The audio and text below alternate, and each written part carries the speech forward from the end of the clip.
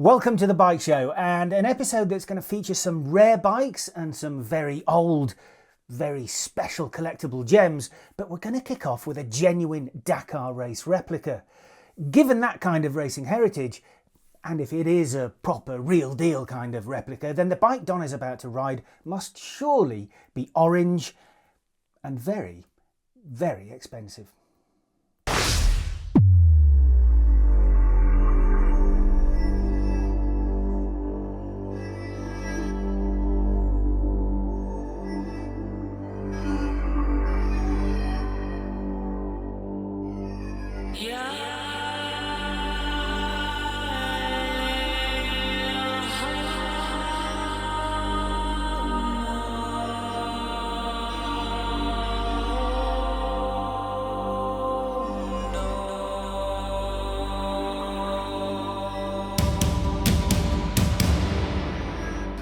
The Dakar Rally this year was something special for Southern Africans like us, mostly because we saw the likeable character of Ross Branch claim a podium position, taking on the might of Honda and beating all but one of them. And with that, we all still have rally fever, so it's fitting that we should find ourselves riding a rally bike.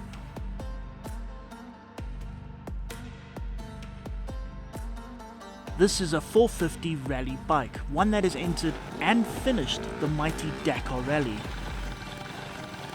It's from a manufacturer called Kove, or Kove if you like to sound lekker foreign.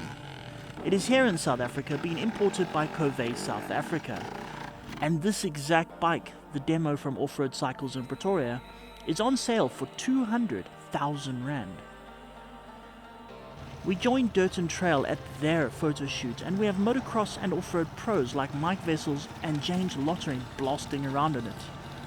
Because a rally bike deserves someone with something akin to skills, and they seem to be jolly well enjoying it. From here, it seems to ride just like any enduro bike, climbing hills, tackling rocks, jumping graciously,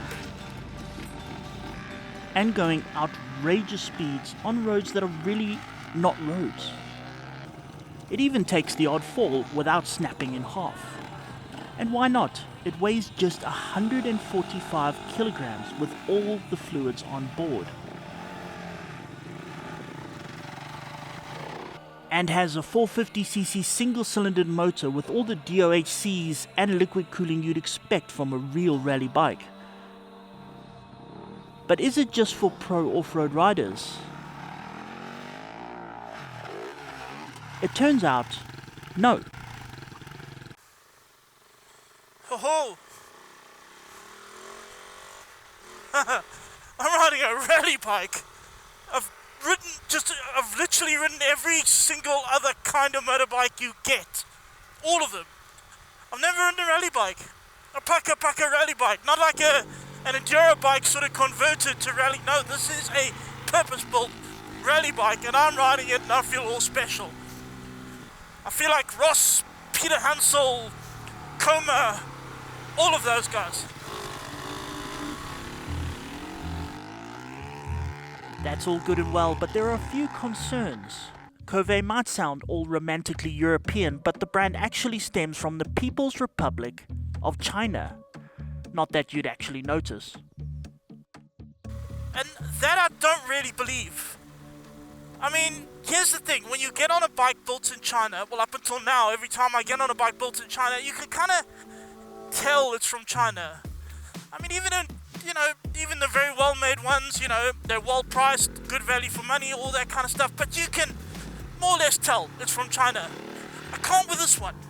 If you had told me it was made in wherever, Germany, Italy, Iceland, whatever, I go, oh right, really? China. Doesn't feel like it's from China. First time I've ever ridden a Chinese bike that doesn't feel like it's made in China. That's interesting. In fact, Kove is a Chinese bike maker that specializes in bikes that are not small commuters, with 15 different models ranging from 125 to big 800cc adventure machines, and of course rally bikes like this one. But how does it stack up? Now I was under the impression that this motor would be slightly somewhat detuned, because, you know, it's road going and all that kind of stuff. And, you know, maybe a little bit calmer, but no. My God. This is a 450 fire-breathing 450 race bike. That modern 450 motor pushes 51 horsepower and 14 newton meters of torque, which is not bad. They claim a top speed of 170 kilometers per hour, although we found it somewhat closer to 160.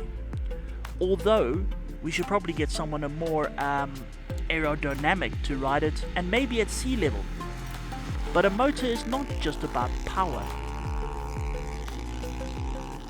So here's the thing, it's got the power, so once you get the throttle all the way open, you can feel it. But, you know, the sort of mid-range is less aggressive than, for example, a 450 motocross bike, say from Austria or Japan or something. So in that way, and you kind of want that, you know, you want to be able to sort of control your speed nicely, not be jerky, not be out of sorts. And this does that well, and then, you know, when you want to open the throttle and go fast, well... Oh yeah, it does that too. It definitely does that too.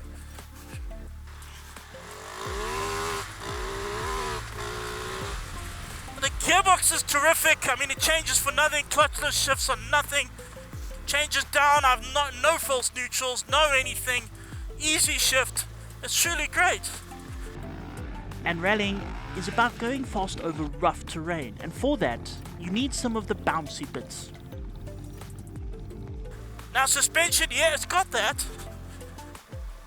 These forks are some brand I've never heard of, which sounds a bit worrying, but they're working. If anything, this thing is set up a little bit too racy for my liking. It's a little bit too hard. I actually wanted to soften up a little bit.